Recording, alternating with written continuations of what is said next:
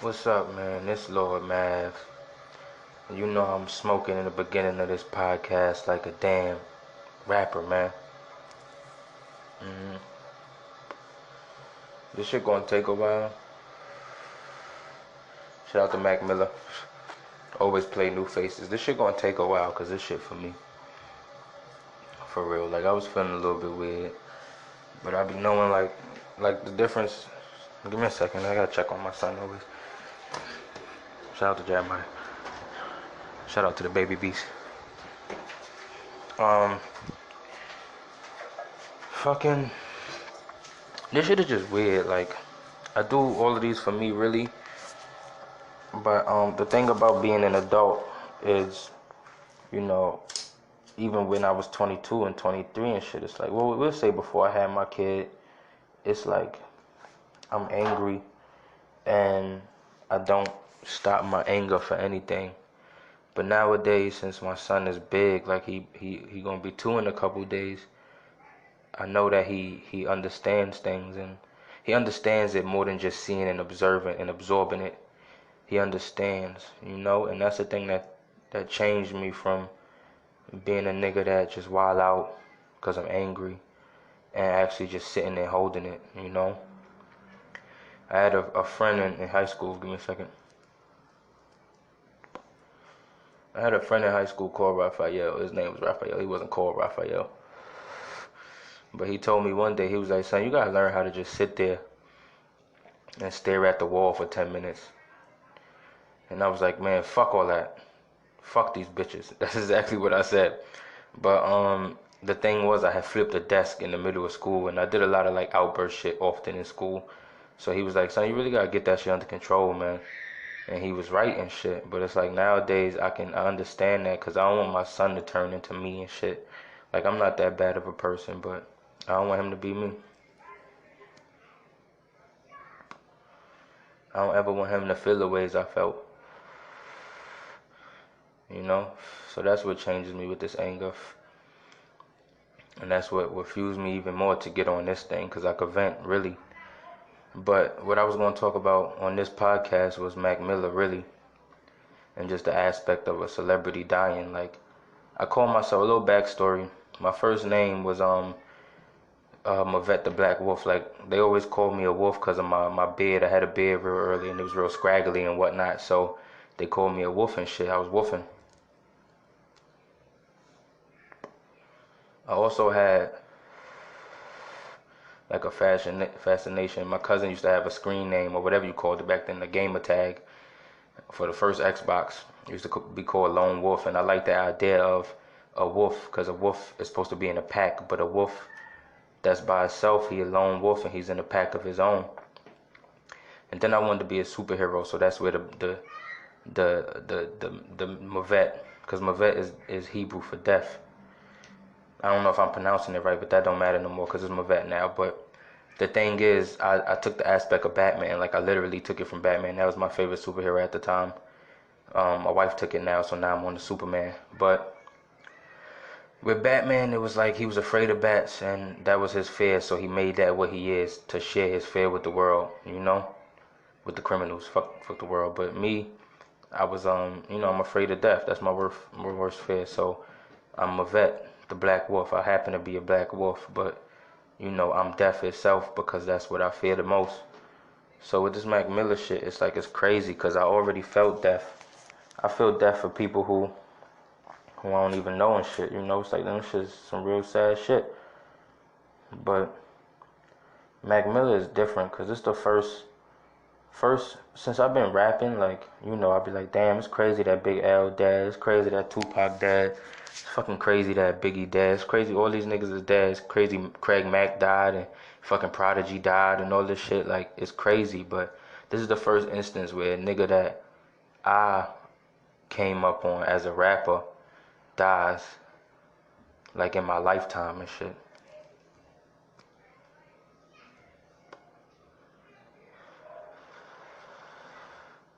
I'm taking it a little hard, like not as hard as I can take it being me, because I still have the thoughts of like I'm not right for feeling how I feel because I didn't know that man, you know. But it's music. Music touches people, and it's like I felt a connection with that dude, even more of a connection because he was white. Like I feel stronger connections with white people that I could fuck with because they white, and I was racist before. So when I find a white person that seems to be actually cool, like I want to be cool with that person. Like there's a couple people as me, the rapper, that I wanted to meet, and first is Kendrick. People that I want to do music with, we'll say it's Kendrick and J. Cole and Mac Miller and Joey Badass. Like, there's a couple more niggas, but those are the main niggas. And like Mac Miller just off that list now, cause he dead. Like that shit is crazy. I wanted to fucking smoke a blunt with this nigga or some stupid shit. But you know, niggas be having real problems, and this shit just get to you. Like, fuck, man, that nigga died. I dropped one tear cause I'm a man. I'm like, fuck, son. I was just stuck sitting there. How this nigga dead? And you know, it just feel crazy feeling like, yo, what you feel bad for? And sometimes I be zoning out and shit. Like his lyrics come through in my head, and I zone out. And it's like, fuck, I hope that shit don't last too long. I know it's not gonna last forever, but it's just annoying sometimes. Over and over in my head, I got the lyric. Nigga said, isn't he dizzy off of ups and downs? I got a little Whitney, put it in the blunt for now. Shit was supposed to get me high, why the fuck I wanna die now? And it's like, damn, son, that's real shit, cause I felt that shit. I remember this one time, I was having an argument with my girlfriend. It's my wife now. At the time, we wasn't married, but it was some stupid shit, and I put a whole hole through her door and shit. And it was like, yo, I was tight. Ran out, came back, and niggas was like, yo, you just need to chill out, smoke this blunt. And I smoked that blunt, and I felt the worst I have ever felt in my life. Literally, I remember that feeling, because that shit was so terrible. I remember I was sick. I didn't even smoke too much, but I was mad sick feeling. I couldn't even stand. Nigga had to just go lay in the back and pass out. Cause I was feeling terrible, cause that shit get multiplied when you smoke weed. I was feeling horrible already. It was cause of the situation and all the other situations, just being angry every day. Everybody coming at me for this reason and that reason. Niggas looking at me weird cause I smoke. It's like it's alienation. And that's what I feel Mac Miller felt like. He also got the line like,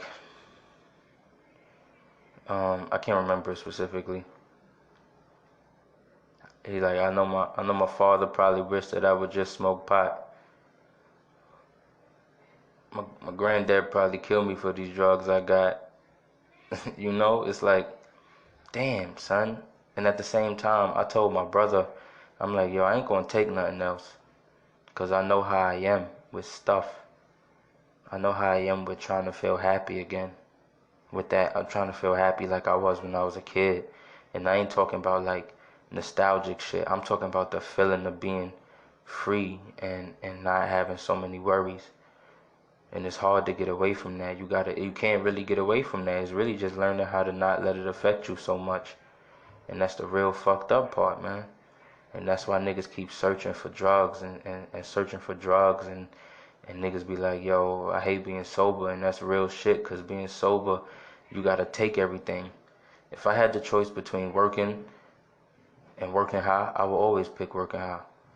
That's why McDonald's was a trap for me, because I started smoking there, and then it became I could come here to work and I could be high as fuck and ain't nobody bothering me, and I could smoke on my break and I could maintain this shit and I could think I'm happy even though I'm not. But that takes time away from you doing shit that's actually gonna make you happy. So imagine instead of staying there for the 2-3 years I stayed there and focusing on trying to get jobs where I could still keep smoking and not have to worry about drug tests. Even though fuck them drug tests is stupid, but at the same time I could have been working with the system and how it's been made, and I could have been doing some next shit by now. You know, I could have been doing something that actually makes me happy instead of fucking lollygagging around till I got a kid, and now shit becomes even harder. That's the truth. Like I don't feel no things about having a kid, like no bad things, cause it's all life and it's so natural that I can't feel bad about it. But at times it's like the way I lived my life before creeps in, and I start to get like a little I need to run away feeling, and that's why I can't knock a father that wasn't there. You know, my mom said she kicked my pops out because of drug reasons and shit, but You know, I can't knock a person that even just ran away because this shit is scary, yo. This shit is scary thinking that a person could be you. And that's what I think the biggest fear of these niggas that these so-called deadbeat dads. I think the biggest fear might be that they kid might turn into them, you know? Cause like I said, me being who I was even like a couple months ago or last year, I wouldn't want my son to be that dude. I wouldn't ever want my son to be that angry. That shit is crazy to be that angry and there's nothing that's gonna console you. I don't want him to feel that shit. That shit is pressure in your body. You know? I don't want him to feel that shit. And I'm sure a lot of niggas, cause I'm a regular nigga. I just got the depression and the anger from living the life the way I lived it for this past decade and shit. But it's niggas out here that done did bad shit. It's niggas out here that been fucked up to people. And it's like, yo, this is the way I am. It gets to a point where you feel like this is the way you are. Like me going through the shelter shit with my mom and then ending up doing it with my wife. And it's like, damn, yo, this is who you are, nigga. You a bum ass nigga. And it's like my brother told me that shit too. He was walking down the block one day and niggas was depressed. Both, but with us back in the day when we was fucking with each other, that shit took turns. Like if I was depressed crazy, he was alright usually. If he was depressed crazy, then I was alright, so we could balance each other out. But it was just one day, this nigga was like, yo, you know that's gonna be us, right? And he was pointing to some bums down the block. And it's like, damn, it's hard for me to say anything. So just like a book would say, like so weakly, I was like, nah, man, that's not gonna be us. Cause even while I'm saying that, I already believe that nigga, cause that's already what I think. I think we curse sometimes. Like that's how I felt before, but sometimes that thought creep back in. Like maybe I'm a cursed ass nigga, and being an Israelite and no longer following them rules, and never following the rules as I should have, while knowing about it, makes me feel even more cursed. But then I feel like I don't have the power to change myself, which then leads to me feeling like I might be not godly. I might just be born of the devil. You never know. With my belief system, I might just be born of them people that's fucked up. If I think about the way I do things, the way anything I touch is just fucking easy after a couple minutes. You know? It's simple. If I actually want to do it, that shit becomes simple. I don't think everybody could do that shit. My mom's is just like that. Like, she might not believe she the devil. She might not be, but she done going through a lot of shit too.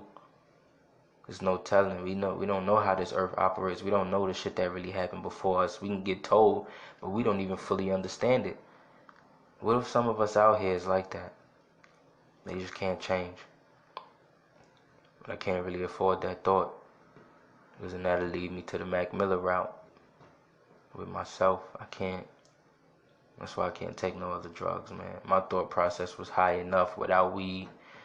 I got on weed, that shit just became my style of learning and knowledge, but focused on trying to just chill the fuck out. Like, so much stress I done been throughout all these years that all I really want to do is just sit the hell down for. I just want to sit down, man. Like, dead ass, I just want to sit down. I just want to sit, man. I can't even put it in no other words. You know what it's like to move around so much in your life that you dead just want to be able to stand in one spot just for a little bit, you know? And at the same time, turning around, and I always feel like I need to go because that's what I've been doing for 10 years now. I've just been going and going and going. Constant, moving and moving and moving and moving. To where even though I want to sit, I'm uncomfortable sitting still. A lot of conflicting feelings. I just wish Mac was still here. But I still got the, I'm a Lamar. I'm Joshua Lamar. I didn't know nobody with that name, and then I become a rapper, and I find out Kendrick got that name, which is my rap, like, idol.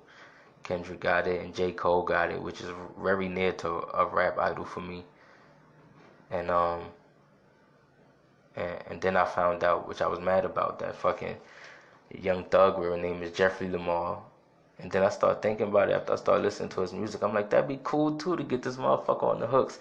So my hypeness is about getting the album. It was supposed to be called L3 for me, Kendrick, and J. Cole. But now I'm gonna make that shit. If I could get to that point, I'm gonna make that shit L4. Nigga said me, J. Cole, fucking Jeffrey, and Kendrick, and we on that shit for Lamar's, destroying it with the weird ass fucking middle name that shouldn't come from no black person. You know, but that's what it is, man. Mac was cool. This nigga music hit me in a trippy way. You know how they say, like, some people would say these beats like the Lil Uzi, right? That shit was yeah, alright. Yeah, alright. Get my money, man. Like, with the way the beat was going in, that shit is all playing towards emotion and the feeling of being trippy itself. That feeling that you get is like the feeling that you get while you smoking or you drinking a lot. And I'm getting antsy because I know that feeling. I know that feeling because when them niggas in 2013 or whatever came out with that, I don't want to give you the wrong impression. I need love and affection. Niggas came out with that and came out with that. Yo, I done go around some people living their life in bottles. Granted, they had that golden flash, backstroke, give me that East Chicago. Son, those was trippy ass times and you felt it because the feeling of the music itself and the beat and the wavelength and the energy it was on matched the energy that the liquor and the fucking weed put your brain in. That shit is dangerous. And now this wavelength that Lil Uzi was on was that with that song. I can only imagine by how that shit made my spirit feel that that's the way you feel when you on Molly and shit like that. Stronger drugs. Because that shit surpassed the weed feeling. That shit surpassed being high. That shit made me dark. That song itself just made my spirit dark.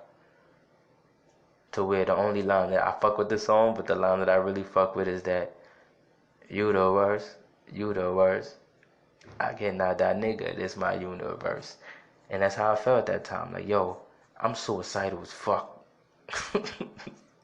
And I can't die, so I can't kill myself. I can't fucking kill myself because I can't. Because what the fuck is killing yourself? The crazy part, niggas would think I'm suicidal, but I'm not really. Because me being me, I can't understand thoughts. I'm such a thought person that the thought of not being able to think about what the fuck I just did after killing myself stops me from doing that shit. But not even stops me. It stops me from even thinking about that. Because if I die, what I'm going to think after? I can't figure out what my thoughts would be after I die. So then my brain flips into a maze and now I'm so confused about that thought that I no longer even think about the fucking suicide shit. Because the suicide shit is really just, I'm tired of doing this shit every day. So let me just like, maybe if I'm not here no more, you know? It's not even like, yo, this shit is crazy. It's just like pure tiredness. I'm purely tired. I want to sit the fuck down, man. I want to chill the fuck out. I want to see some people and smile sometimes. That's what I do. I see people and I smile. Or I go through these situations and I struggle to get to some position that I'm not in yet and I sit around moping. Not trying to mope, but I can't do both. I can't do shit I don't want to do. And at the same time, I can't. But I'm going to end this shit. It's Lil Map signing out. Peace.